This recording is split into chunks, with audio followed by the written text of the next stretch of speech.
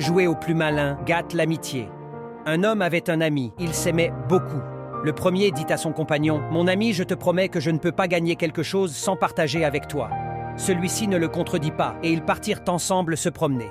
Et voici que le premier aperçoit une petite biche, couchée, morte de fatigue. Il appelle son compagnon, « Viens voir, il y a quelque chose à terre. » L'autre demande, « Qu'est-ce que c'est ?» Il répond que c'est un animal qui est blessé, puis il ajoute, « Attention, il est très dangereux. » Ils la laissèrent là et rentrèrent à la maison.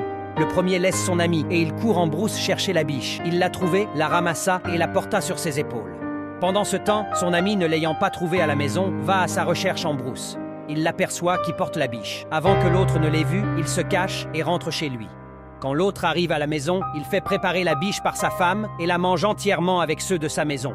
Le lendemain, son ami vient à nouveau le chercher. « Mon ami, viens, allons nous promener !» Soudain, en brousse, près d'un buisson, ils aperçoivent un calao.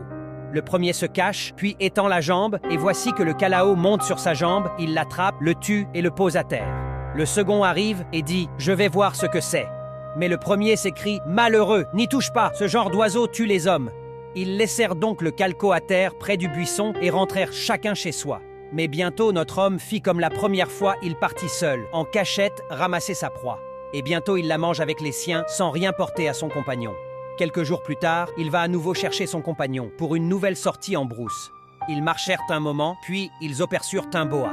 Notre homme s'assoit et étend une jambe, espérant renouveler son exploit, comme avec le calao. Mais cette fois, son affaire tourne mal. Le boa lui avale la jambe et bientôt il arrive à sa poitrine. Maintenant, il comprend qu'il ne peut pas échapper seul et il appelle son ami à son secours. « Mon ami, viens vite me secourir, il y a un animal qui veut me tuer. » Son ami accourt et voit le boa qui est en train d'avaler son compagnon et de le traîner vers le marigot. Et l'autre qui crie de tout son nez. Pendant que le serpent le traîne, il résiste comme il peut et saisit un buisson de ses deux mains. Son ami, quand il voit cela, prend son coupe-coupe et coupe le buisson. Et le boa poursuit sa marche vers son trou d'eau. Chaque fois que le malheureux attrape un buisson, son ami le coupe. Et l'autre de pleurer et de crier jusqu'à ce que le serpent arrive au marigot et entre dans l'eau avec sa proie.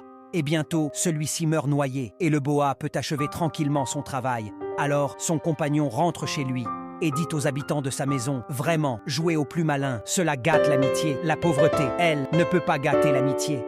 L'amitié se nourrit de confiance. Quand la ruse s'y glisse, elle l'empoisonne lentement jusqu'à la mort. »